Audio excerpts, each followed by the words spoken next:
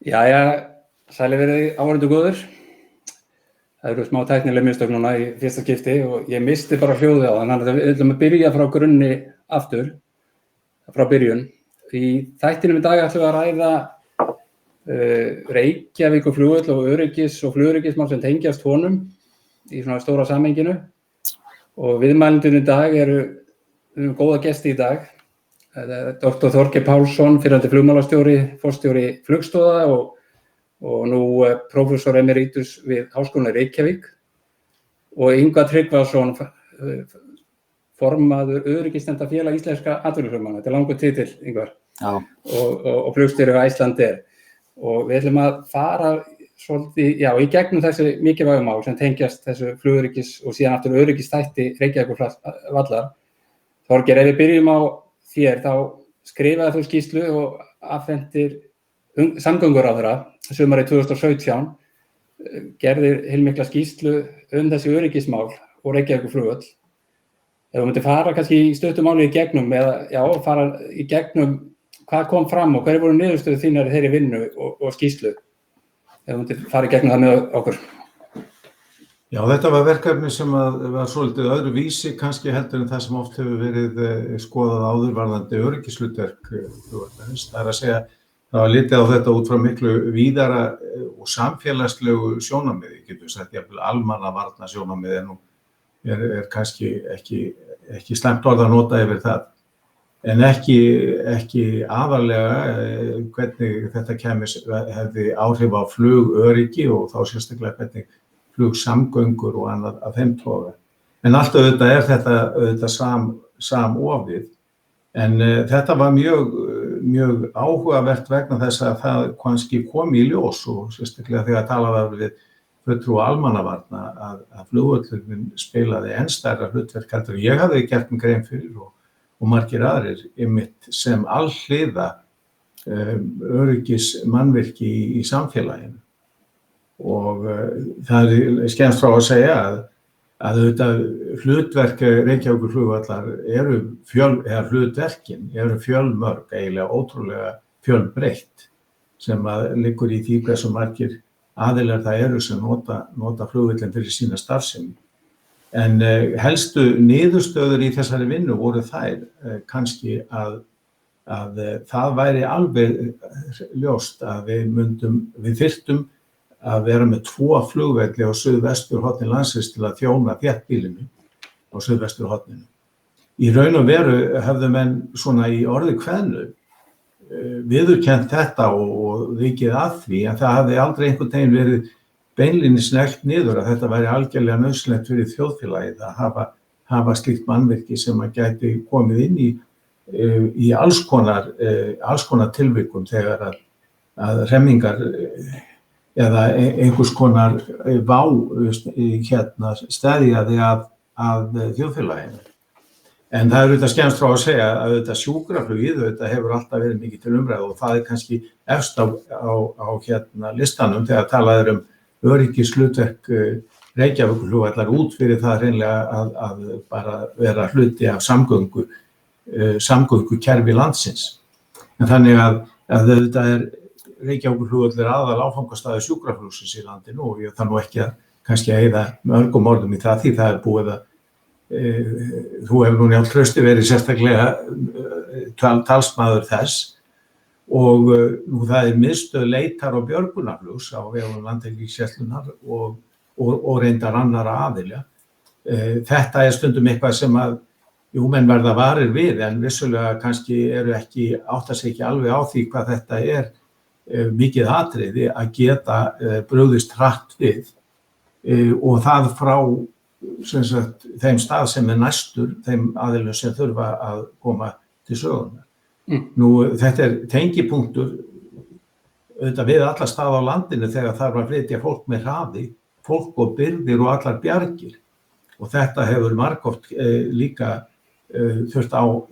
sannarlega þurft á því að halda að koma björgum út á land héðan frá þéttbýlinu og jafnframt sem að stundum gleymist að þetta líka tengi flugvöllur höfuðborgarsvæðisins við nágrannalöndin. Og það auðvitað verið að fljúga alltaf reglubundið til nágrannalandana, til dæmis út af líffæragjöfum, líffæraflutningum og öðru þess háttar. Eitthvað sem að kannski fólk verður ekki mikið vart við en afar mikilvægur þáttur í að hafa í svona, hvað er maður að segja, samfélagslegri þjónustu. Nú undankomuleiðir til rýmingar á höfuðborgarsvæðinu skipta miklu máli. Það hefur reyndar komið upp núna í sambandi við umræðunum stofnun æðar höfuðborgarsvæðisins á landi, bara í vegakerfið. Og menn myndu kannski segja sem svo, já, það verður allir Reykvíkingar verði ekki fluttir í brott með flugvélum. En það eru hins vegar mjög mikill kostur að geta flutt kannski til að mynda sjúklinga eða einhverja hópa sem að þurfa sérstaklega á því að halda að komast á brott, beint frá með þessum stystum fyrirvara og minnstu fyrir höfn frá höfuðborgarsvæðinu. Svo eins og gerðist Þorgeir, eins og kannski var í Vestmannaeyjum, þessi loftbrú sem var mynduð þaðan, til og frá alveg hárrétt, já. Dæmi. Já.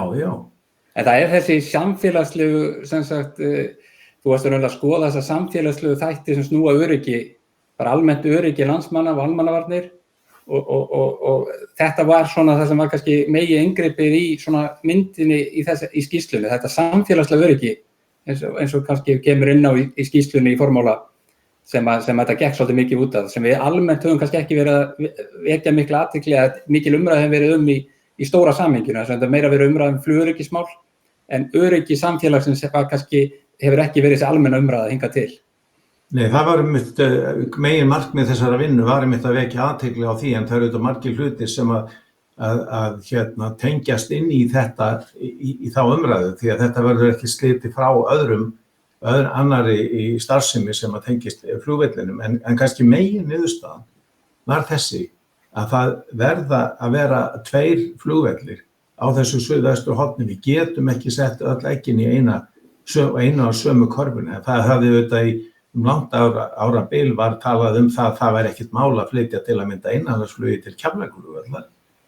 Þó að það væri ýmsir vankantar á því fjárhagslegir og varðandi fólk sem byggja á landsbyggðinni, en það hafði ekki verið hugsað kannski nógu mikið út frá þessu sjónarmiði, að bara öryggislega séð verðum við að hafa meiri mögulega heldur en einn flugvöllur getur boðið upp á, að svo ógleymdum auðvitað hlutum eins og varaflugvallarhlutverkinu sem að líka annað sem að nú stundum pínlítið afgangsstærð og ekki tekin kannski nógu réttum tökum stundum. Já, mér langar að benda fólki endilega að koma með spurningar bara í skilaboðaskjóðinu sem fylgir hér með í þessu forritið ef fólk vil koma með góða spurningar. Ingvar, Þorgeir talar varaflugvalla dæmi, og myndi kannski byrja bara ykkar umræða innan öryggisnefndarinnar varðandi varaflugvalla dæmið. Já, sannarlega. Það kannski fyrst að gera stuttlega grein fyrir bara stefna öryggisnefndar FÍA gagnvart þessu viðfangsefni yfir höfuð. Þá það í fyrsta lagi þetta að á Reykjavíkurflugvelli svo fjölbreytt starfsemi og hann gegnir svo fjölbreyttu hlutverki. Og ef það kemur til þess að leggja niður þetta samgöngumannvirki, það gott að blessa að skoða það í öllum samfélögum að færa innviði, fólk gerir það, en það sér bara ekkert fyrir endan á þeirri vegferð. Og sannarlega þarna þessi hlutur, varaflugvalla hlutverkið, allar vélar sem fljúga til Íslands þurfa að gera ráð fyrir varaflugvöll í flugvallun og bera tilsvarandi eldsneytisforða og sama getur bara innanlandsflug einnig. Það alltaf eldsneytisforði á varaflugvöll og það geysir mikið hagræði í því að varaflugvöllurinn sé á góðri stöðum allan skammt frá áfangastaðnum. Ég heyrði einhvern tímann umræðu þessi mála að eins og í Æslandi þá var 80% af brottflugum frá Keflavík, 80% af vélana var með Reykjavíkurflugvöll sem varaflugvöll í brottfluginu út í Keflavík. Það var eitthvað talað sem ég heyrði einhvern tímann, hann væri gríðarlega mikið notað sem slíkur. Já, við getum notað hann sem sko það sem kallað take-off alternate. Ef að skyggni og skýjahæð í Keflavík er þannig að við þurfum varaflugvöll, en einnig bara í flugi til Íslands að þá Reykjavíkurflugvöllur mjög oft notaður og það vert að hafa það í huga. Við höfum rauninni bara 3 valkosti varaflugvöll á Íslandi fyrir farþegaþoturnar, Reykjavík, Akureyri og Egilsstaði, og þessir flugvellir þeir hafa allir svo ólíka flugtæknilega eiginleika. Þannig að þetta eitthvað sem ekki hægt að setja bara í eitthvað Excel-skjal og fara eftir sem einhverju ófrávíkjanlegu handriti sko. Þegar á hólminn komið og vél áhöfn ákveður að lenda ekki á áfangastað og hverfa til varaflugvallar, þá það mjög dýnamísk atburðarás og dýnamísk ákvarðanataka og ótal breytur sem koma inn í og fléttast inn í þá ákvarðanatöku. Já, þannig að þessi heild, þannig að þetta allt hjóli tannhjól í stóru vélinni, allir þessi velli 4 vinni vel saman heildstætt í fluginni. Það voru að tala Reykjavíkurflugvöll, Keflavíkurflugvöll, Akureyrarflugvöll og Egilsstaðaflugvöll í þessari stóru mynd. Já, þetta samúð kerfi. Já, það líka kannski eina niðurstöðunum ef við förum bara svona hlaupum í gegnum punktana, Þorgeir, í skýrslunni þinni frá 2017 varðandi, og þetta hefur síðan verið töluverð umræða síðan, þetta að starfsemin í Vatnsmýrinni í Reykjavíkurflugvelli sé tryggð meðan annar valkostu komið fram, og þetta minnir með 10. punkturinn, það sem kemur fram í skýrslunni hjá þessi niðurstöður, tryggja verður rekstur Reykjavíkurflugvallar á meðan nýjum flugvelli til að taka við hlutverki hans hefur ekki verið fundið staður og hann byggður, þá verður að tryggja þennan sem sagt Reykjavíkurflugvöll núverandi status og verjan sem slíkan í notkun, þannig að hann geti nýst þá umferðinni meðan það verður að byggja upp nýjan jafngóðan kost eða hvað, ef við myndum fara aðeins að reyna í gegnum þetta atriði. Já, þetta nú reyndar nokkuð sem var tekið upp einmitt af nefndinni sem skilaði, nefnd sem að undir forystu Eyjólfs Árna Rafnssonar sem skilaði sinni skýrslu fyrir réttu ári síðan í nóvember 2019. Þar þetta rækilega tekið fyrir, þannig að það alveg held ég fullt samstaða það hjá öllum aðilum, og vissulega voru margir sem komu að þeirri hagsmunaaðilar sem komu að þeirri nefnd, þar með talið borgin. Þannig að það á að vera það alveg kristaltært þar að þetta verði að vera með þeim hætti. Og þetta stóra og mikið atriði sem var einan megin niðurstöðunum, þetta væru 2 vellir síðan á suðausturhorninu, þetta samspil sem varaflugvalladæmi, þetta stóra samhengi hlutana, þetta kannski einn helsta niðurstaðan í skýrslunni svona almennt, að það séu 2 flugvellir á suðausturhorninu, það sé bráðnauðsynlegt. Já, ég held að það hafi verið mjög mikilvægt að negla það niður. Það var í raunverulega svona eiginlega viðurkennt í reynd, en hafði aldrei verið kannski sagt alveg með skýrum hætti. En það líka annað sem tekið undir þarna í skýrslu Eyjólfs Árna nefndarinnar, eins og ég vil nú nefna hana, það eru venjulega kenndir við, þessar nefndir hafi venjulega verið kenndar við formennina, og það einmitt þetta að það sé raunverulega þurfa að vera 2 flugvellir á þessu svæði til þess að uppfylla þær kröfur sem eðlilegt að séu gerðar út af þessu þéttbýli okkar hérna á suðvesturhorninu. Ingvar, varðandi þetta, 2 alþjóðaflugvellar á suðvesturhorninu, hvað hefur öryggisnefndin það að segja? Já, við tökum undir það, og þetta hefur sést í skýrslu nokkuð skýr konsensus þetta, að þurfa að vera 2 flugvellir á Suðvesturlandi, og þetta snerti meðal annars áætlunarflugið utan af landi til Reykjavíkur, að það var geysilega óhagkvæmt að þurfa að bera eldsneytisforða til þess að komast aftur kannski austur á Hérað.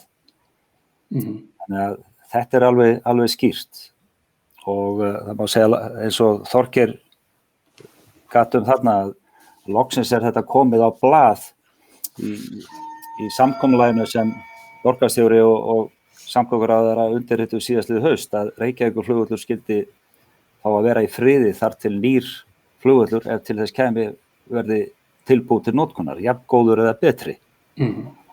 Þetta svona kristallar okkar afstöðum gagnvart þessu viðfangsefni, sko. Og það kannski í umræðinu og kannski vekja athygli á því að þessi landfræðilega staða Íslands sem á eiginu góðu í Norður-Atlantshafi, mjög víðs fjarri öðrum alþjóðaflugvöllum og hvað erum langt í burtu frá hvað sem Syðri Straumsfjörður eða Kangerlussuaq, Skotlandi, vesturhluta Noregs og raunverulega þessi landfræðilega staða, hún svolítið sérstök. Varðandi þegar þið eru að fljúga frá Bandaríkjunum eða eru að fara yfir hafið, það er þessa mikla víðáttur sem þeir hafa í huga kannski tengt þessu kall eftir varaflugvöllum. Já, það má segja Keflavíkurflugvöllur sem áfangastaður og tengimiðstöð, þetta svona mörkum þess að geta kallast remote aerodrome og erfitt að heimfara einhverja meginlands hugmyndafræði upp á þetta umhverfi sem við störfum í. Þannig að eins og segja valkostirnir eru bara þessi 4 á Íslandi og svo erum við að tala Glasgow eða Skotland og það 1,5 tími eða fara til Syðri Straumfjarðar. Hann nú til allra hamingju opinn 350 daga á ári, sko. Ég get nú mætti við að ég svo gamall í hettunni að ég man þá tíma þegar menn voru að fljúga í margótt á þessum kallað var point of no return, til dæmis frá Evrópu yfir til Íslands og það þýðir það jú að á ákveðnum punkti á leiðinni að þar verða menn að taka ákvörðun það hvort alltaf að halda áfram til áætlunarstaðar, sem sagt í okkar tilviki til Keflavíkurflugvallar og þá verður ekki aftur snúið. Þetta er heimilt að gera og verður að gera í sumum mjög fjarlægum heimshlutum en þetta eitthvað sem ekki við viljum held ég ekki gera hérna á Íslandi. Nei, þannig að þetta svona það sem að þarf að taka líka svolítið sterkt inn í þessa mynd, stóru mynd, það að tryggja rekstur þess alþjóðaflugvalla sem varaflugvalla fyrir í þessa stóru mynd sem hérna yfir hafið og í þessu stóru, og þetta gríðarlega náttúrulega bara mikilvægt efnahagslega vana, við erum með tengimiðstöðin í Keflavík, við erum væntanlega það vestræna land sem á mest undir flugi, sko, sem hlutfall af landsframleiðslu. Ég hef svona oft tekið þetta að eins og Bandaríkin sem náttúrulega það sem að með minni cirka helmingur nánast á öllu flugi hefur verið innan Bandaríkjana eða tengt Bandaríkjanum. Reyndar gríðarleg aukning í Kína núna, þannig að hlutfallinu kannski eitthvað fann að breytast frá fyrir einhverjum árum síðan. En það eru held í 6 sinnum fleiri flugmenn með mannfjölda á Íslandi heldur en atvinnuflugmenn, heldur en í Bandaríkjanum. Og allar stærðir eru þeirri gerð að þetta er okkur alveg gríðarlega mikilvægt og náttúrulega algjör síðan undirstaða það sem að 99% öllu ferðamönnum koma til landsins með flugi. Þannig að það er svo margt undir. Þannig að í þessari stóru mynd. Ég mér ángaði kannski rétt að hlaupa út af því myndust og Þorgeir, þú komst aðeins inn á sjúkraflugið. Hvað það hefur elst mikið aldamótin, minnum þetta hefur 200 sjúkraflug á ári. En núna þetta vaxið mjög mikið og síðustu ár þetta verið 850 sjúklingar sem hefur verið fluttir í svona cirka 800 flugum. Þannig þetta verið svona síðustu 2-3 árin svona jafnaði eftir að vaxið mjög hratt og mikið. Þannig að ég tek náttúrulega alltaf og reynda að halda þessu sjónarmiðum mjög fast hversu mikilvægt eins og kannski að koma fram í umsögnum hjá öryggisnefndinni og fleirum að það þetta aðgengi að Landspítalanum fyrir landsbyggðina og reynda bara fyrir alla landsmenn og ferðamenn á Íslandi að tryggja þetta almenna öryggi sem að koma fólki hratt og vel á sjúkrahús þessa hröðu leið sem að flugið þessi frá fjarlægari stöðum. Þannig að þetta ekki gríðarlega stórt og mikilvægt í heildarsamhengi hlutana að tryggja þessa atriði en þetta við erum 85% með flugvélum, þá mýflugi fyrst og fremst sem eru hérna innanlands og gæslan hefur verið með 15% með þyrlunum. Þannig að ef við hærum kannski aðeins í gegnum þetta vegna þess að eins mikilvæg björgunartæki og þyrlurnar eru hjá gæslunni og að þá þetta björgunartæki, þetta ekki hennu sem sjúkraflutningatæki. Ef við getum rétt svona rúllað í helstu punkta sem að snúa snúa að þessu, sjúkraflugið, flugvélar, þyrlur og hvað skiptir mestu máli að huga að þegar við ræðum sjúkraflugið? Já, það auðvitað, sko, ég held að sé engin vafi á því að þessi blanda sem að við erum með, annars vegar venjulegar flugvélar með fastvangjur eins og sumir kalla það og svo þyrlur, að þetta er mjög góð samblöndun á getu til þess að bjarga og flytja sjúklinga og slasaða til sem sagt á aðalsjúkrahús landsins og það verður eitt kemur ekki í staðinn fyrir hitt, það bara alveg á hreinu. Það er ekki mögulegt. Það eru svo mörg tæknileg og rekstralega atriði sem koma inn í það, fjárhagslega atriði, að það engin tilviljun að við erum með þessa samsetningu sem að við erum með á sjúkraflugi og björgunarflugi sem við getum kallað sem eru auðvitað það sem þyrlurnar gera best. Ingvar? Já, við erum komin vel á veg bara til sjúkraflugið frá því sem áður var og burðarásin í sjúkrafluginu einlega þessi Beechcraft King Air skrúðþotan og það varla hægt að hugsa sér heppilegri vél til að sinna þessu hlutverki og þyrlur munu aldrei geta leyst skrúðþotuna af hólmi og það geti reynst vel við ákveðin skilyrði. Skrúðþotan búin jafnþrýsti búnaði, hún fer yfir hálendi Íslands í 25.000 hæð í nánast öllum veðrum og þegar talið best að sjúkrafluginu þá verðum við að hafa það hugfast sko að við erum 350.000 manns sem byggjum þessa eldfjallagið og við höfum öll einhverja prívat hagsmuna að gæta sem varðar okkar húsnæði og starfsframa og guðmaður eitthvað en við eigum öll þeirra hagsmuna að geta komist utan að landi og hingað til höfuðborgarinnar þess að hér eina fullbúna hátækni sjúkrahúsi sem við höfum bálmagn til þess að reka. Það gleymist oft í þessari umræðu að íbúar höfuðborgarsvæðisins geta lent í lífsháska út á landsbyggðinni og þurft á sjúkraflutningi að halda. Og fólk verður að hafa þetta hugfast. Já.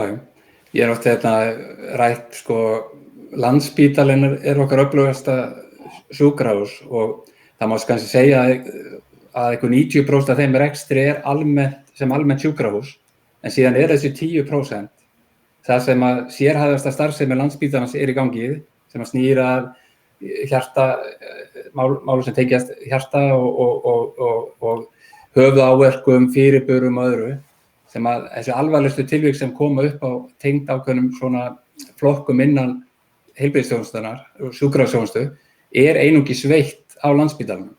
Það þessi alvarlegustu tilvik sem að koma sem að það vill svo bara til að það eru sumum greinum bara örfáir læknar sérfræðingar á ákveðnum sviðum og eins og þú segir við erum mjög fá og þannig að það verður seint byggð upp víða landið á öllu sviðum heilbrigðisþjónustu sem sinnir þessu erfiðustu tilvikum.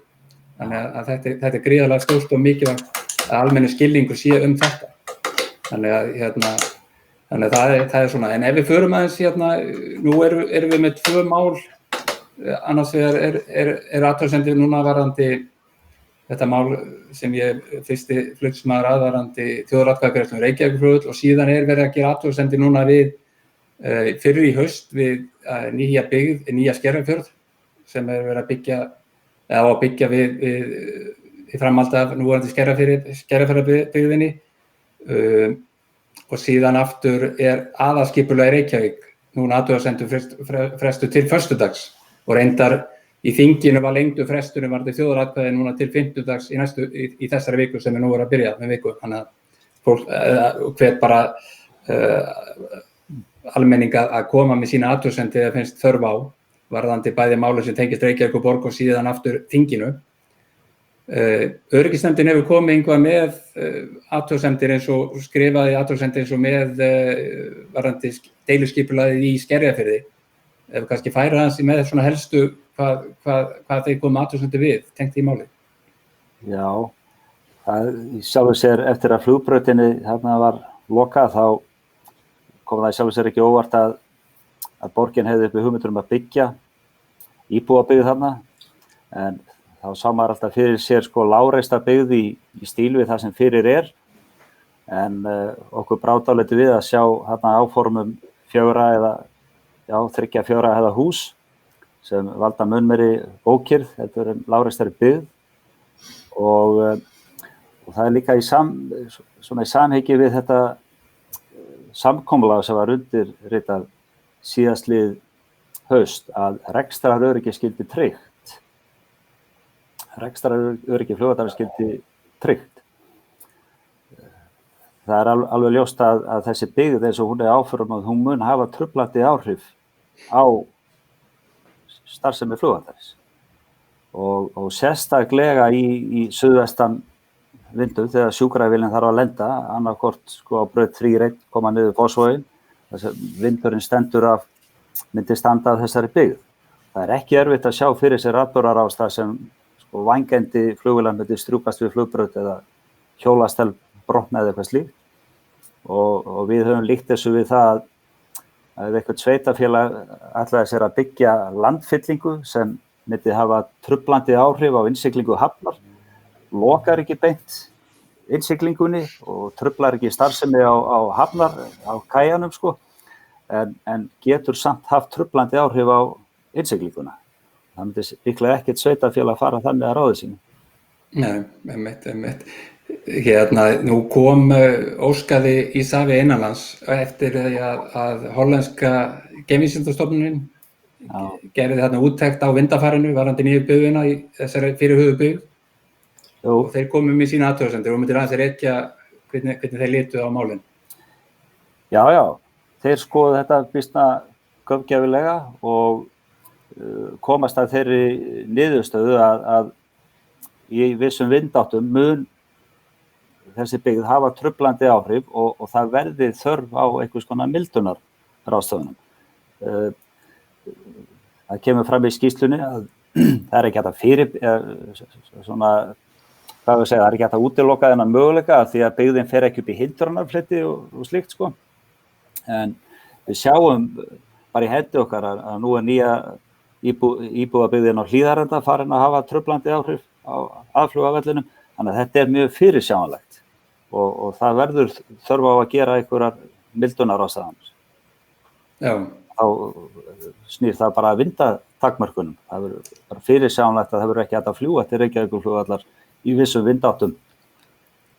En það sem kemur kannski almennt svolítið óvart að Þorgeir, það er kannski að svona skýrsla eins og þú vannst og afhendir 2017 og kláraðir að það hafi aldrei verið gerð skýrsla með þessum hætti áður til að átta sig bara á svona stóra samhengi hlutana og eins og Ingvar kannski bendir á það er náttúrulega fyrirsjáanlegt þegar reistar háa byggingar í nágrenni við alla að vinda þar og annað þegar vinda blása að það geti haft áhrif á þessa hluti.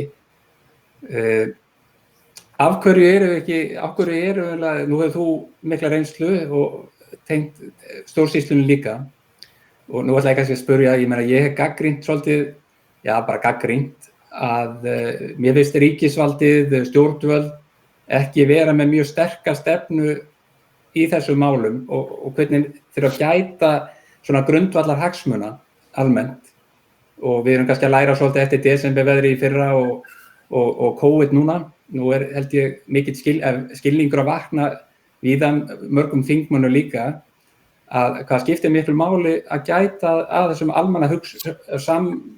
samfélagslegum öryggishagsmunum og bara öryggishagsmunum almennt. Af hverju hefur þessar hagsmunir ekki verið betur gætt síðustu áratugi í umræðinni?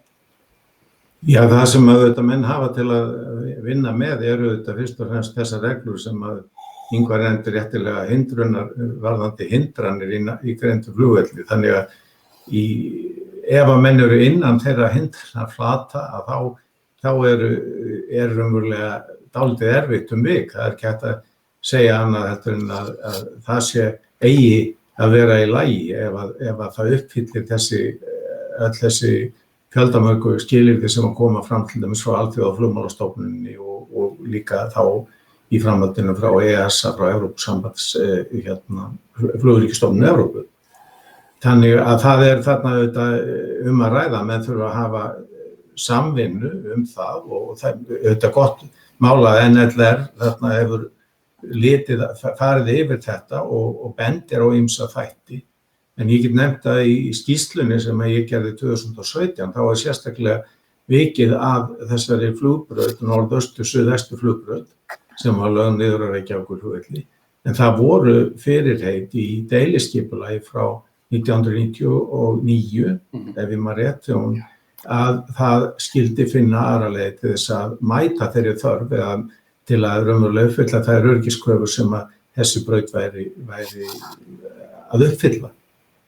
Og það því miður ennþá úti standandi að gera það. Og þess vegna til dæmis, ef að til kæmi að menn ætla að byggja til að mynda flugvöll í Hvassahrauni, þá hlýtur það að vera krafa að það sé braut með þessari stefnu þar og í raun og veru vantar okkur flugbraut með þessari stefnu hérna á suðvesturhorni. Við þekkjum það að það koma veður þar sem að þetta akkurat mjög krítískt að það sé hægt að lenda og fara á loft í hérna þessa stefnu. Þá hefur einmitt verið í þessu samkomulagi frá 99, þá var einmitt talað að opna aftur brautin í Keflavík 0725 eða hvað myndi heita í dag, en héta þá minnst okkur fyrir 20 árum.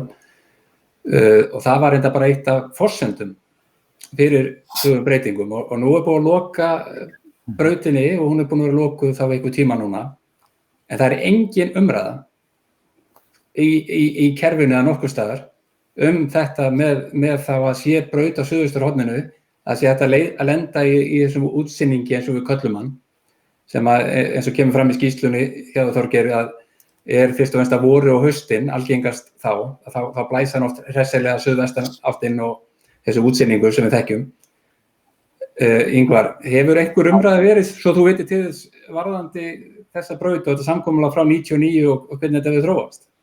Já, það dálítið síðan. Við höfum átt reglulega fundi með fulltrúum samgönguráðuneytisins á vorin og þá þetta nú komið til tals en það ekkert á sjóndeildarhringnum það að stjórnvöld ætli að efna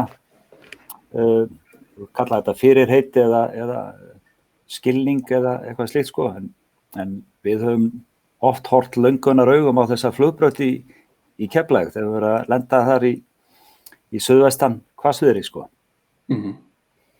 Já. Þannig að Þorgeir, eitthvað meira þetta?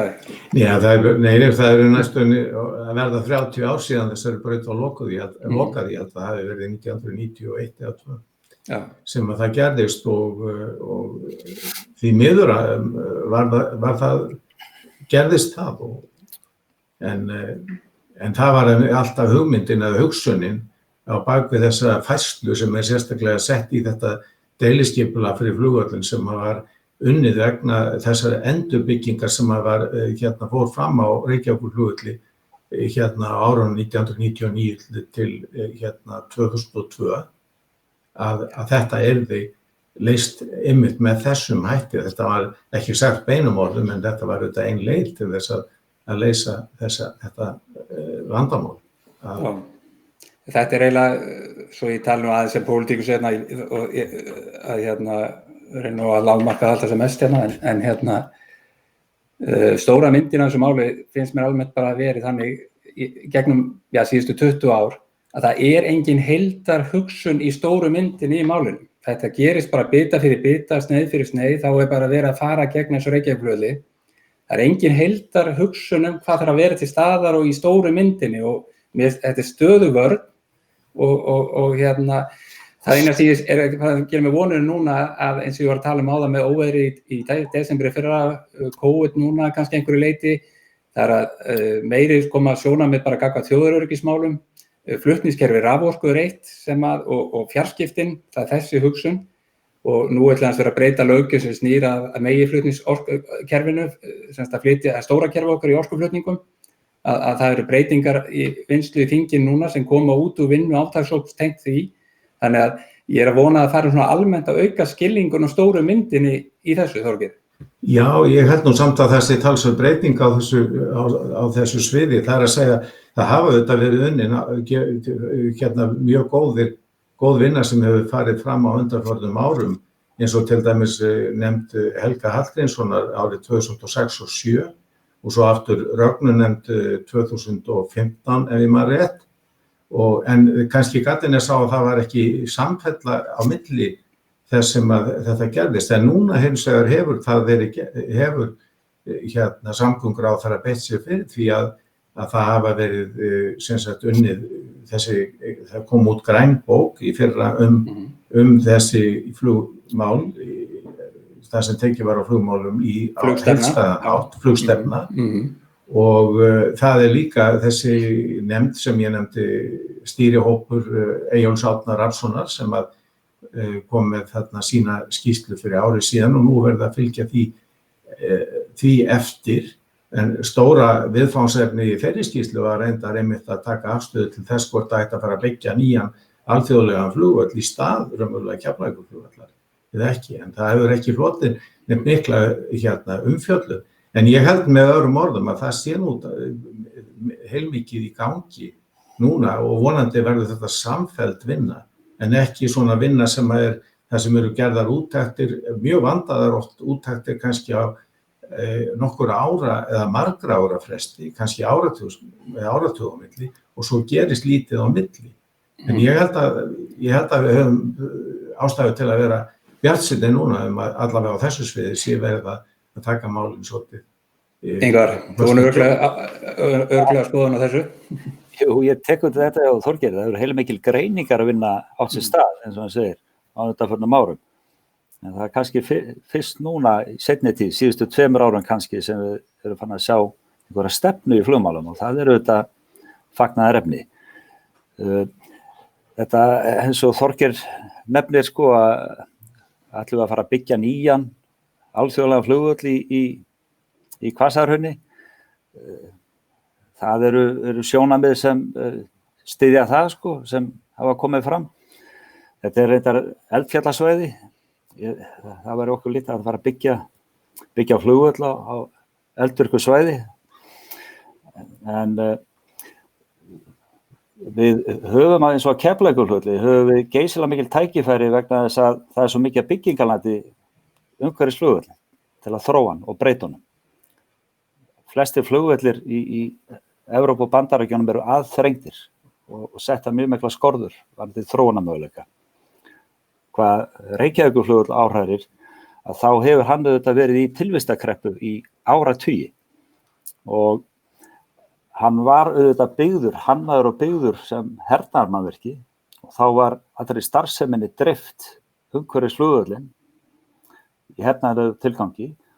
En svo eftir heimsstyrjöldina og þegar hann var afhentur íslensku þjóðinni, að þá var flugvöllurinn aldrei endurskipulagður til þess að þjóna sem civil flugvöllur. Og það í mínum huga margt sem sko mælir með því að þjappa saman og þétta þessa byggð sem tilheyrir Reykjavíkurflugvelli og hagræða henni. Þess að það allt búið að vera í lás þarna í áratugi sko.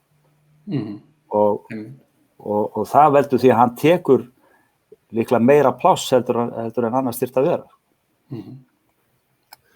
Reyndar nú það mikið þrengt á hann núna að þegar að flugvallargirðingin verður færð inn út af þarna Skerjafjarðarbyggðinni, að þá verða þetta ekki nema rúmlega 100 hektarar. Þetta verða samkvæmt mínum upplýsingum 103 hektarar og það má nú ekki minna verða. Að vísu ákveðnir hlutir utan girðingar í raun og veru sem að tengjast flugvellinum, en samt sem áður athafnasvæði flugvallarins verður 103 hektar. Já, og þetta snertir líka svona skipulagsmál. Við höfum verið að vekja athygli á því að það sjaldgæft í Evrópu að sveitarfélög séu farið með skipulagsmál flugvalla.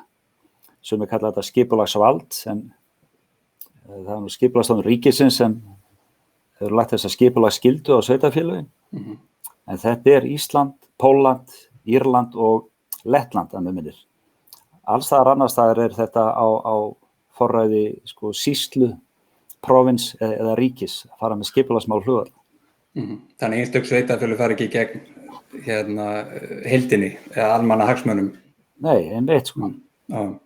Og það er mjög algengt einmitt að sko flugvellir hafa miklu stærra svæði heldur en sem nemur flugvallagirðingunni sem öryggisgirðingu. Þeir ráða svæði kannski langt út fyrir flugvöll eins og við þekkjum til dæmis bara í Noregi þar sem að til að mynda flugvöllin í Bergen sem dæmi sér eða ber ábyrgð á og hefur allan vegu vanda því að byggja hótel við Fleslandflugvöll. Já, einmitt. Það sem að ég kannski, Þorgeir, að tala það er búið að gera ýmislegt varðandi hjá stjórnsýslunni að afla upplýsingar, greina hluti og annað, skýrslan hjá þér. Ég var sjálfur yfir hóp sem var að skoða alþjóðaflugvöllina og skoskuleiðina og það var stór hluti að þeirri skýrslu var varaflugvallakerfið og hvernig þetta tengist nú allt. Flugstefnan sem kom líka upp úr þessari vinnu. Þannig að það er búið að vinna meira í svona gögnunum en það sem ég að tala um aðgerðaáætlunina að hálfu ríkisins, hvernig verjum við stöðuna og Ingvar kemur inn á þetta samkomulag í nóvember í fyrra sem að milli samgönguráðherra og borgarstjóra sem að tengdist að framaldi varðandi Hvassahraunskýrsluna og vinnunni tengslum með það borgin og ríki koma með sirka 100 milljónar til að vinna skýrslu þau mál en það er líka í því samkomulagi að þá verja þennan núverandi flugvöll meðan þessi vinna er í gangi en ég get ekki séð að sé verið að vinna með það samkomulag af hálfu borgarinnar eins og við þekkjum núna með Skerjafjörðinn, aðalskipulagi sem er líka þá er að klárast athugasemdafresturinn við á föstudaginn. Sko, völlurinn er ekkert inn á teikningunum eftir 2030. Það er ekki, hvernig getum við talað um að sé verið að vinna eftir samkomulagi sem er greinilega í stórumyndinu ekkert að vinna með sko. Þannig að þetta sem ég er að kalla eftir sko, að það sé eitthvað plan að hálfu ríkisins í málinu, þannig að sneið fyrir sneið, bita fyrir bita, mér finnst þetta vera stöðugt undanhald. Það sem ég á við sko, að stjórnvöld að reyna að afla gagnanna, að reyna að skilgreina hlutina en það er enga varnir. Það er það sem ég er kannski svona pólitískt að reyna að benda og hefur að gera í mörg ár. Við vitum hvernig við farið með skipulagsregluna varðandi Reykjavíkurflugvöll sem voru settar á sínum tíma fyrir 2010, 2009 og höfðu þá lítið gildi inn í umræðina varðandi neðabrautina á sínum tíma inn í þá umræðu og hvernig allir þessi ferlar virkuðu og fóru í gegn og það var lítið varnir og það er þetta sem ég á við sko bara þetta undanhald sem virðist vera stöðugt í gangi og öll þessu óvissa með Hvassahraun eða aðra valkosti en samt á fullu verið að fara gegn eins og við þekkjum þessi nýjustu dæmi og þessa sem bara gerast þessa vikur og þessa mánuði núna.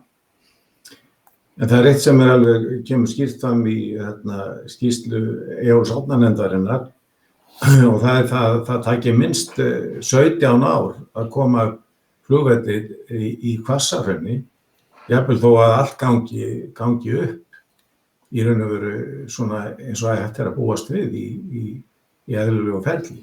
Þannig að og það hefur reyndar samgönguráðherra sagt, hann talar um það sem 2 áratuga verkefni að koma upp slíkum flugvelli. Þannig að það er allir málsaðilar sammála þessari niðurstöðu eftir því sem ég best veit. Já. Það er Matthías Argrímsson spyr hérna á chatinu eins og við segjum oft. Hvernig er þín tilfinningur í skoðunum þingmanna á að færa skipulagsvald til ríkisins? Nú, þá ætla ég bara rétt að svara því stutt og ég kannski verið að gera það í þessum þætti að ég hef verið þeirra skoðunar að helstu öryggishagsmunir þjóðarinnar væri með einhverjum hætti tengdir stjórnvöldum með mismunandi hætti eins og við kannski þekkjum í Keflavíkurflugvöll, þá vitum við hvernig er staðið að málum þar. Ég var að benda á meginflutningskerfi raforku og það frumvarp sem er í gangi er í vinnslu þar, Teigsskógur. Það er svo margt sem er og vegalögin taka einhver leyti það, en það er bara aldrei verið farið eftir því sko, í samhengi hlutana. Þannig að ég held að sé þessi vilji sé sé að aukast og eins og við kynntumst eftir óveðrið í fyrra, þá held ég að það séu fleiri og fleiri að skilja þetta stóra samhengi hluta og vilji fara að líta til hvernig staðið að málum með riksinteressi í Svíþjóð, hvernig Norðmenn gera, Bretar, Hollendingar og fleiri, það sem að fyrir 20, 30, 40 árum var sett löggjöf sem að snýra þessu, það sem helstu öryggishagsmunir viðkomandi landa eru undir í ákveðinni löggjöf til að tryggja þessa þjóðaröryggishagsmuni. Þetta er bara umræða sem að við erum komið stutt í og ég kom með skýrslubeina ásamt þingflokki, flesta okkar í Sjálfstæðisflokknum sem er vonað að komi út Íslam mjög fljótlega, innviðir og þjóðaröryggismál. Það sem er að spyrja okkur þetta hvernig staðið að málum í dag á Íslandi og ég vona að við getum farið í frekari vinnu í tengslu við það í stóru myndinni. Þannig að einhver leyti, kannski eins og Inga var að koma inn á áðan varandi þarna þegar hann taldi upp ákveðna borgir og lönd, hvernig staðið varandi flugvöllina, að þá held ég að við þurfum að þroska þetta og þróa þessa umræðu í okkar löggjöf sem og umræðu í þinginu sem að snýra þessu. Ég vona að þetta dugi, Matthías, sem svar við spurningunni sem þú komst með. Varðandi þessi, ég hef kallað þennan þátt næstu skref. Þannig þá kemur alltaf spurningin næstu skref til viðmælenda. Og það fer nú að styttast í spjallinu hjá okkur. Hvernig sjáu þið næstu skref í þessu varðandi málefni Reykjavíkurflugvallar, 2 vellir á suðausturhorninu, þannig að hvernig eru að fara að sjá þessi mál þróast og þessi umræða eitthvað að fara að þroskast eða mun þetta undanhaldbara og ég segi svona stefnuleysi í stóru myndinni, erum við bara að fara að halda áfram í sama farvegi að spóla í einhverjum hjólförum? Ingvar, hefur þú byrjar? Já, við erum í öllu falli, við erum á óheilla braut eins og spilin eru lögð út á borðið núna, sko. Aðalskipulag Reykjavíkur og allt þetta sem þú segir. Það þarf með einhverju móti að tryggja það að Reykjavíkurflugvöllur fái að vera í friði og sinna þessu margþætta hlutverki sem hann sinnir, þangað til við sjáum fyrir endan á því hvort við getum flutt starfsemina og hvert hún verður þá flutt. Það er ekkit einfalt úrlausnarefni. Þannig að aðilar þurfa að setjast niður og eins og þú segir að má betur utan þetta og eins varðandi þyrlupallinn sem er áformaður á þakki nýja Hringbrautarsjúkrahússins, það sér ekki fyrir endan á því hvernig á að nota hann, þannig að það þarf að koma inn í þessa umræðu líka, sko. Já, eins og Arnór er að koma inn á tjattinu hjá okkur. Þorgeir, þú tókst þetta, ef þú sér spurninguna frá Arnóri Valdimarsinni, að hann er að tala og þú kemur inn á þau skýrslunni varðandi þyrlupallinn og mikilvægi þess að séu aðflugsleiðir inn að þyrlupallinum. Já, og það er alveg ljóst að það er gert ráð fyrir því að Reykjavíkurflugvöllur sé við hliðina á spítalanum nánast vegna þess að alla aðflugsleiðir þyrlna að vellinum fyrsta lagi aðflug að Reykjavík með núverandi kerfum og núverandi aðflugsleiðum og það hefur mér vitanlega og ég er nokkuð viss um að það hefur engin raunveruleg vinna farið fram til að átta sig á því hvað þyrfti hverju þyrfti að koma upp ef að Reykjavíkurflugvöllur lokaði. Eða jafnvel þó að það eru gerðar einhverjar breytingar á brautum eins og gert er ráð fyrir í aðalskipulaginu, styttingu norður-suðurbrautarinnar sem er í raun og veru, ég verð bara að segja alveg eins og alveg út í hött. Já, það er ekkert sem að græðist á því fyrir einn eða neinn. En hins vegar að þá er þetta eitthvað sem að menn auðvitað þurfa að gera ráð fyrir að það sé hægt að fljúga inn að aðal spítala landsins á þyrlum, jafnvel þó að það gerði breyting á Reykjavíkurflugvelli. En það er ekki til að dreifa. En það hafa svo sem þyrluflugstjórinn hjá Gæslunni verið að gera athugasemdir við þetta og benda á þetta, að þetta er ekki full klárað og ég held að öryggisnefnd FÍA og fleiri hafi nú eitthvað rætt þessi mál. Það er margir verið að benda á þetta og eins og kemur fram þú ræðir í skýrslunni hjá Þorgeir, þessi mál sem tengjast sjúkrahúsinu. Já, reyndar, ég fór svolítið inn á þessa braut vegna þess að þetta er auðvitað vissulega eitt af þessum samfélagslegu markmiðum sem að allir eru sammála um að það þurfi verið að koma fólki hratt og vel inn inn á spítalana, en þetta ekki auðvelt úrlausnarefni og svo annað sem það ekki hugsað alltaf fyrir því bara hvort að yfirleitt þyrlur geti komið til Reykjavíkur ef að flugvöllurinn væri lagður niður í Vatnsmýrinni. Hvernig ætti að taka á móti og hafa einhvers konar þyrlu aðstöðu eða einhverja þá aðstöðu sem gerði kleift að fljúga þyrlum, hvort sem það eru björgunarþyrlur eða einhverjir aðrar þyrlur sem að þyrfti að komast hérna inn til sem eðlilegt væri að kemja hérna. Þetta kannski, Ingvar, þetta kannski umræða sem að tengist í að kannski sumir ekki að skilja hvernig þyrlur virka og sérstaklega stóra þyrlur sem vilja nota oft flugbrautir fyrir flugtök og lendingar að koma inn og fara í lofti frá flugvöllum. Og þetta kannski umræða sem hefur komið mjög skammt og þessi umræða með að setja bara nota þyrlu fyrir allt flug og í sjúkraflugi og allt þetta. Hvernig, ef við myndum fara aðeins í gegnum þetta, hvernig eflum við umræðum þessi og skilning á þessum málum? Já, ég hef nú aldrei flogið þyrlu en ég reiði mig á þessa góðu menn hjá Landhelgisgæslunni sem að uppfræða mig þetta En þyrlur eru alveg stórkostleg tæki en þeim eru takmörk sett og hjá Landhelgisgæslunni lenda helst með sjúklinga á Reykjavíkurflugvelli. Það ekki nema í samráði við lækni sem lenda á þyrlupallinum í Fossvogi. Þegar við sjáum þyrlu Landhelgisgæslunnar fljúga niður Fossvoginn og lenda á Borgarsjúkrahúsinu, að þá ættum við að staldra við og draga djúpt andann þess að þá mannslíf í húfi. Og að ætla að fljúga þyrlu inn á nýja pallinn á Hringbrautasjúkrahúsinu, þá erum við að tala um það að það þarf að hanna einhverja aðflugsferla, þannig að þess að þyrlur geta ekki farið í kyrstöðu í blindflugskilurinn og flogið lóðrétt niður á pall. Þeir fara ekki undir svona 80 knútar hraða í blindflugskilurinn. Þannig að það þarf með einhverju móti að hanna einhvers konar GPS aðflug inn á þennan þyrlupall og þá erum við að tala um EGNOS leiðréttingakerfið eða setja upp local augmentation leiðréttingastöð við Hringbrautina. Þannig að það eru býsna stór og alvarleg úrlausnarefni sem við eigum eftir að fara í Og það skiptir ekki síður máli í þessu sambandi að líka að það séu leiðir til dæmis fríar leiðir þar sem að menn ekki að fljúga yfir byggingar og ég tala ekki íbúðarbyggingar á leiðsinni inn að spítalanum, inn að þyrlupalli. Það þarf heilmikið til. Ljósabúnað og hvaðina. Já. Þeir vilja eiga svo ég sletti escape rútur ef það verður hreyfilbilun eða eitthvað slíkt, að geta sett vélana niður á eitthvað túnbleðil eða eitthvað slíkt og ákjósalegasta leiðin til þess að lenda þyrlu og taka hana á loft að hafa hana á örlitlum hraða fram á við.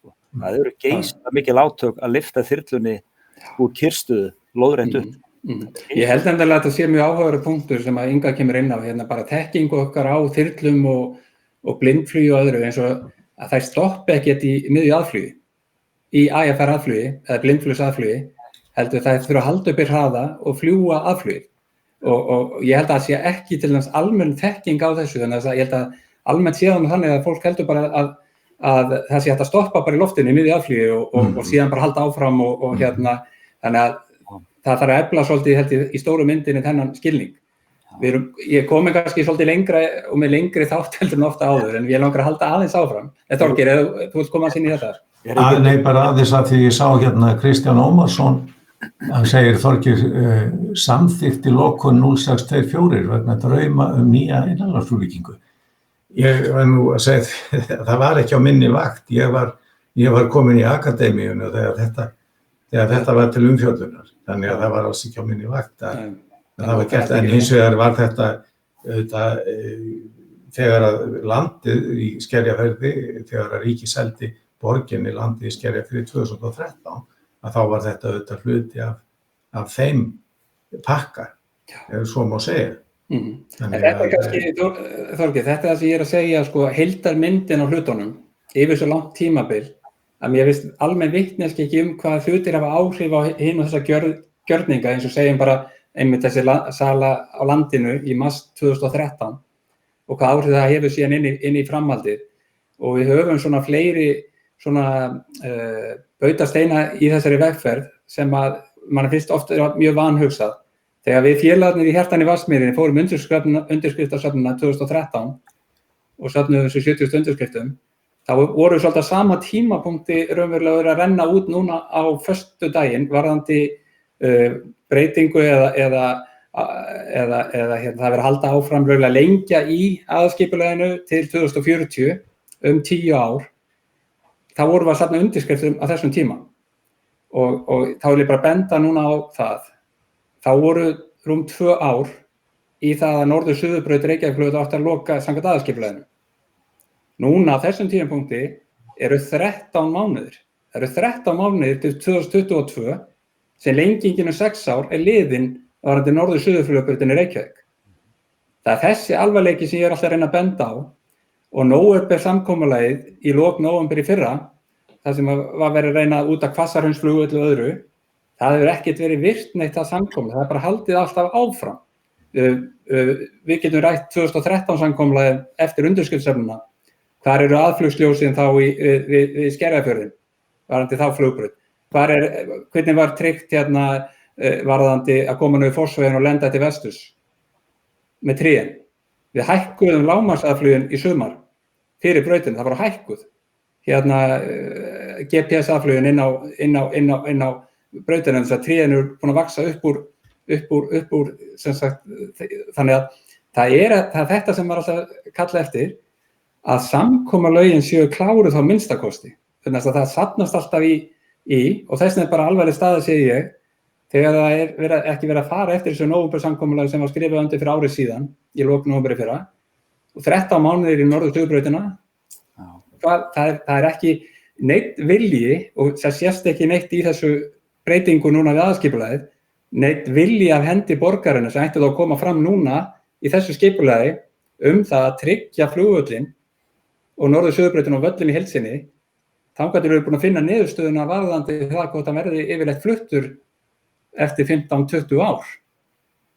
Þetta er stóra myndin sem ég að ræða þegar mér finnst að það engin stefna hvernig menn ætla að ná fram í málinu, en þess að samkomulögin virðist ekki að hafa mikið að segja þegar á reynir, og þannig ég verið svolítið haft bara litla trú á þessu og er að reyna að benda á í stóra samhengi hlutana að þingið, þess löggjöf í öðrum löndum, ég held að það sé raunverulega, það er fátt eftir en það við förum að tryggja bara öryggishagsmuni í gegnum þingið, hvort sem það tengist flugmálum, vegasamgöngum í landinu, flutningskerfi raforku og fjarskiptum og öðru.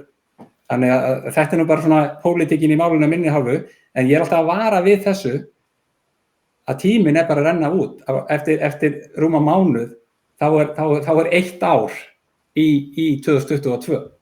Þetta er alvarleiki málsins af minni hálfu. Þannig að ég spurði á það með næstu skref og Inga var að byrja að svara. Ég held að Þorgeir var ekki verið komin, þannig ég spyr þá sömu spurninga Þorgeir. Næstu skref, hvernig förum við í það að leysa þessi mál og vinna með þau? Þú þekkir mikla reynslu úr stjórnsýslunni. Hvað getum við gert? Það er auðvitað verið að vinna í samræmi við þetta samkomulag borgarinnar og samgönguráðherra eða ríkisins, getum við sagt, að því að afla upplýsinga, gera rannsóknir og afla upplýsinga sem að muni leiða til þess að menn geti tekið ákvörðun það hvort að það sé skynsamlegt og fýsilegt að byggja flugvöll í Hvassahrauni. Og menn gefa sér til ársloka 2024 til þess að komast að þeirri niðurstöðu. Þannig að það er dagsetningin sem við erum að ræða. Þessu skipt reyndar upp í 2 áfanga, fyrstu 2 ára áfangi og svo það sem eru fyrstu og næstu rannsóknir, veðurrannsóknir og fleira af þeim toga sem að vafalaust muni að halda lengur áfram því þetta er allt saman lágmarkstímar sem að að ræða. En það er allavega stefnan er svo að í lok árs 2024 þá séu búið að afla allra þeirra gagna að gera allra þær úttektir og annað sem að þarf til þess að taka ákvörðun.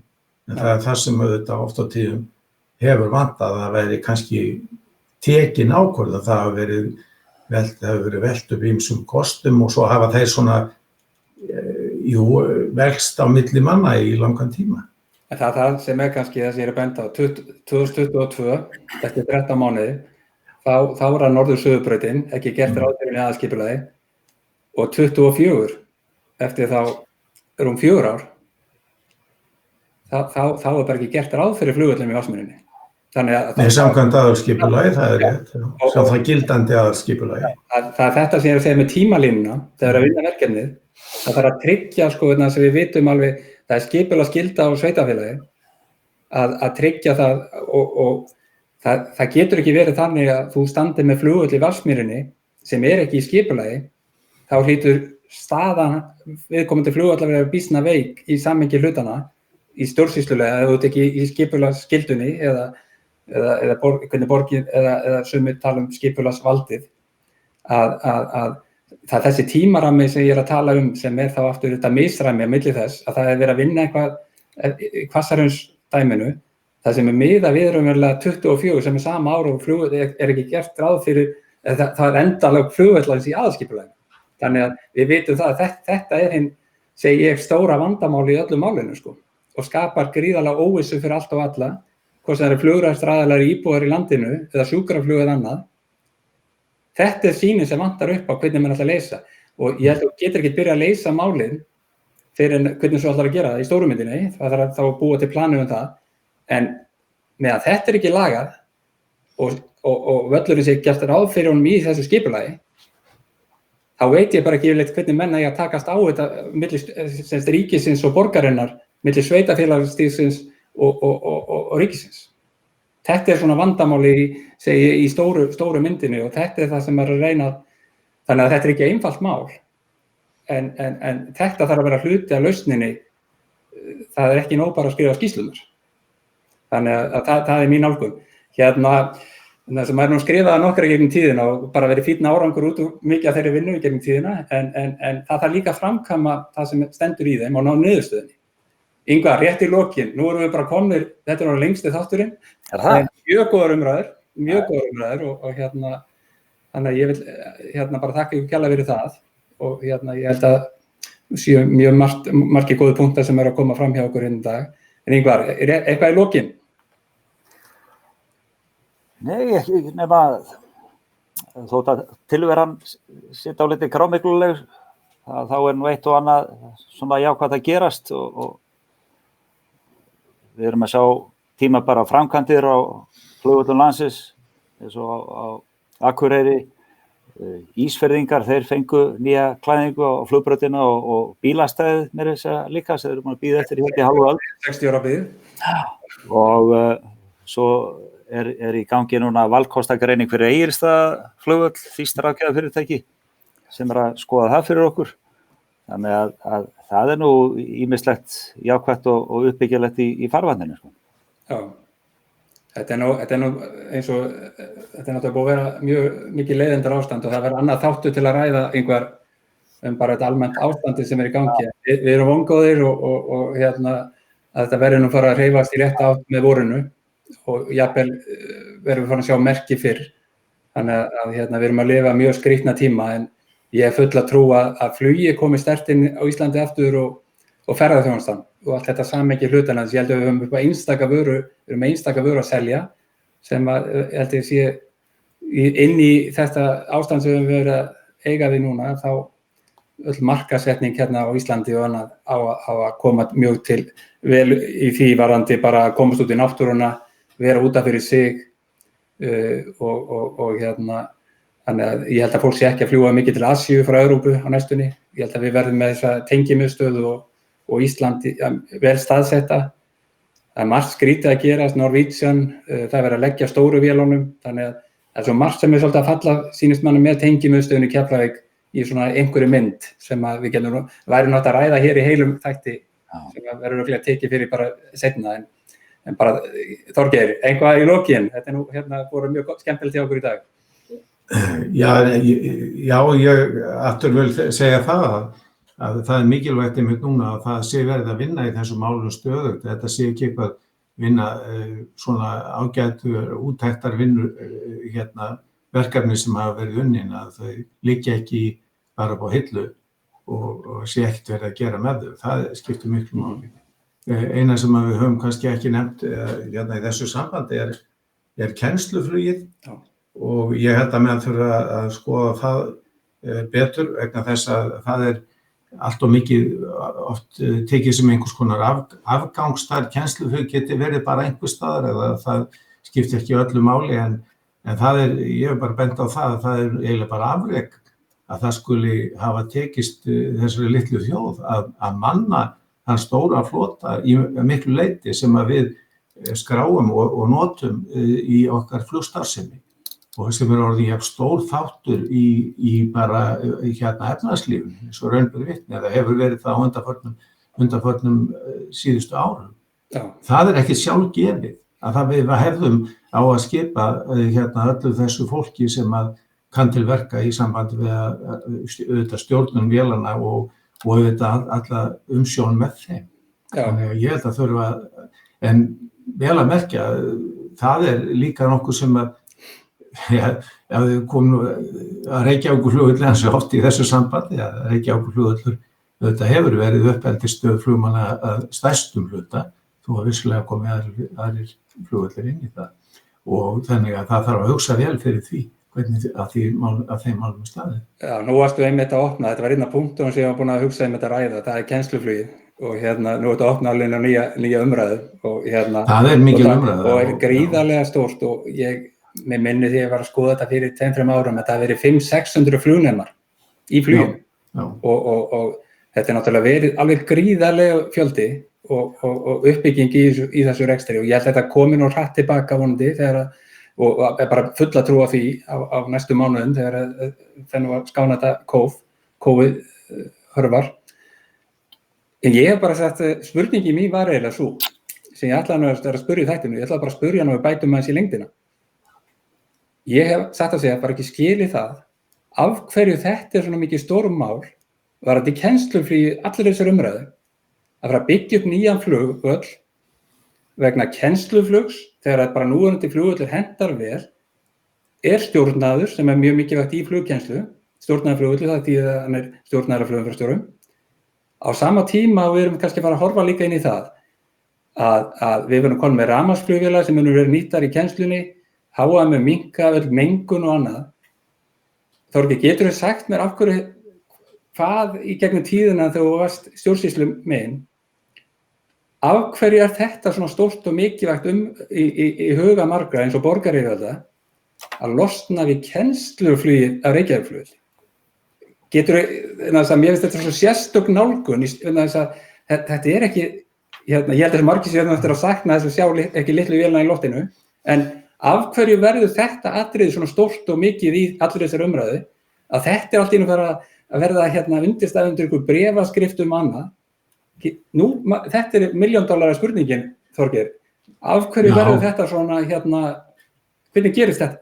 Þegar stórt spurt og allt það, sko, þetta nú sannlega efni bara í annan þátt, en mér minnist það svolítið að það var ung kona, verkfræðingur, sem í umhverfisverkfræðingur sem var í viðtali í útvarpinu fyrir nokkrum árum síðan og hún sagði hlut sem að mér fannst mjög athyglisverður. Það sem að fer mest fyrir brjóstæðamönnum í sambandi við hávaðamengun að þeir sjá hávaðavaldin. Og það kannski það sem að veldur því að ef að flugvél sem sagt veldur hávaða, sem að reyndar enn og ekki orðið mjög mikill í þessum nýjustu kennsluflugvélum, að þá farið það meira fyrir brjóstæðamönnum heldur en eitthvað sem er bara einhver hávaði sem er í einhverjum bíl sem þeir sjá ekki til að mynda. En kannski það eitthvað sálfræðilegt, ég skal ekki dæma það. En þetta orðanlega efni í annan. Já, nákvæmlega, ég held það. En Ingvar, sálfræðilegt í þessu, ertu með einhverja af hverju verður þetta svona miklu stórmáli? Hefur einhverja hugmyndir um það? Hefur hugsað þetta eitthvað? Já, maður leitt hugað að þessu og eins og Þorgeir sagði einhver tíma að minnist þetta, það vilja allir geta ferðast með flugvélum en það er mega helst ekki sjást og ekki heyrast í þeim. Ég alveg ráðþrota að ganga þessu, sko. Hugsaði til þess hvað flugið hefur alltaf verið stórt, efnahagslegt í íslensku samfélagi. Við fengum ekki myndaði fyrir en eftir Oxford Economics skýrsluna í venjulegu árferði erum við að horfa á þetta 10-13% af landsframleiðslu og þetta ekki bara flugmenn, flugvirkjar, flugumferðarstjórar, ótrúlega mikið af fólki sem vinnur í þessum geira á Íslandi og núna þegar þessi heimsfaraldur að plaga okkur að þá áttum við okkur á því að flugsamgöngur, þetta eina af slagæðunum í góðu vestrænum samfélagi og íslenski þjóðarlíkaminn með býsna alvarlegan blóðtappa núna sem það þarf að læknast af.